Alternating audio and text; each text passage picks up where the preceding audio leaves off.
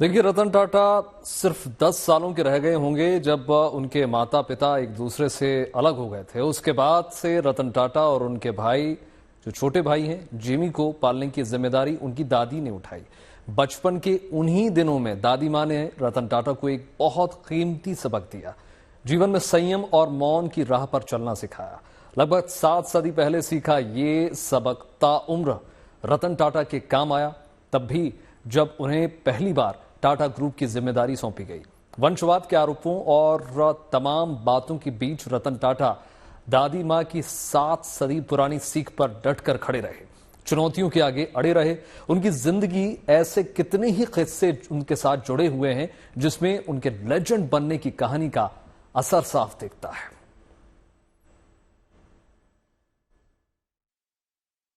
उनके पीछे पीछे लिफ्ट लॉबी तक चले आते थे। 2018 में जब कंपनी ने बॉम्बे हाउस का रेनोवेशन करवाया तो रतन टाटा के कहने पर बेसमेंट में विशेष तौर पर आवारा कुत्तों के लिए समर्पित एक हिस्से का निर्माण करवाया गया।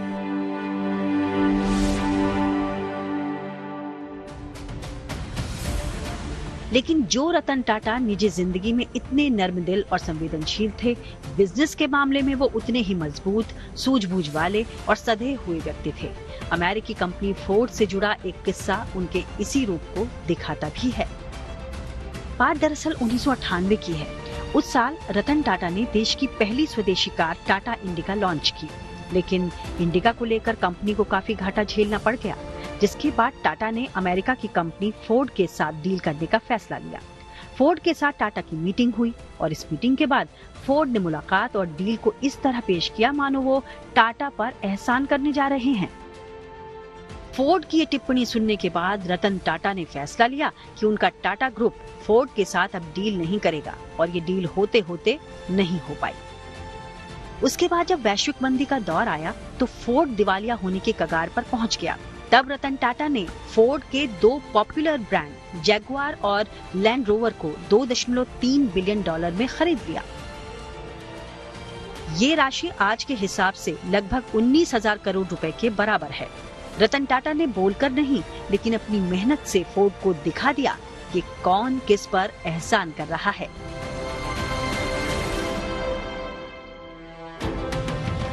लेकिन आपको ये जानकर हैरानी होगी कि उद्योग जगत के कद्दावर बनने का ये सफर रतन टाटा ने टाटा ग्रुप से शुरू नहीं किया था, बल्कि इसकी शुरुआत IBM कंपनी और एक पुराने टाइपराइटर से हुई थी।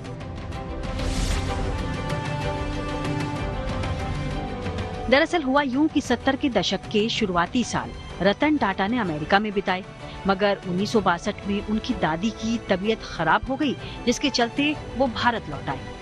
भारत आकर रतन टाटा ने IBM कंपनी में नौकरी शुरू की, लेकिन GRD टाटा ये चाहते थे कि वो टाटा ग्रुप ज्वाइन करें। परिवार का सदस्य होने के बावजूद तब रतन टाटा से रिज्यूमे मांगा गया। तब IBM के दफ्तर में बैठे हुए एक पुराने पड़े टाइपराइटर का इस्तेमाल कर रतन टाटा ने अपना पहला रिज्यूमे तैयार किया। इस रिज्यूमे को GRD टाटा को भेजने के बाद टाटा ग्रुप के साथ उनकी औपचारिक शुरुआत हो गई।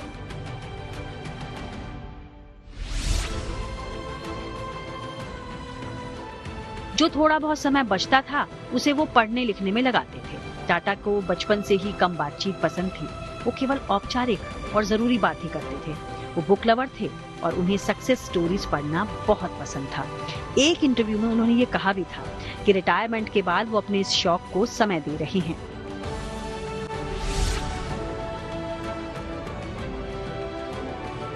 किताबों के अलावा रतन टाटा को संगीत से भी बेहद लगाव था।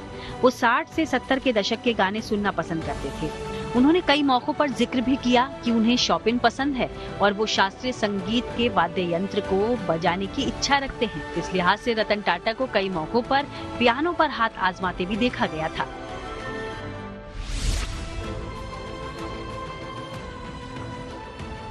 रतन टाटा की जिंदगी में क्लासिकल धुनों के अलावा मोहब्बत की सरगम ने भी जगह बनाई, वो भी कई बार।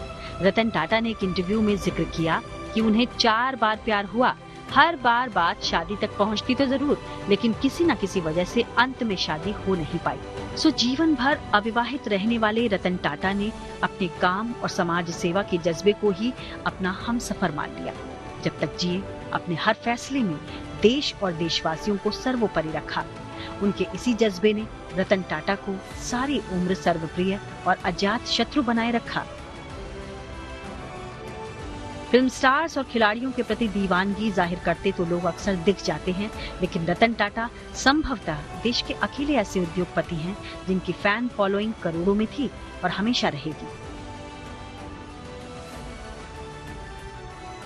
रतन टाटा भले ही आज दुनिया से विदा हो गए हों, लेकिन 140 करोड़ भारतीयों के दिल में वो हमेशा जिंदा रहेंगे। भारत के ऐसे अनमोल रतन को गुड न्यूज टुडे का सलाम।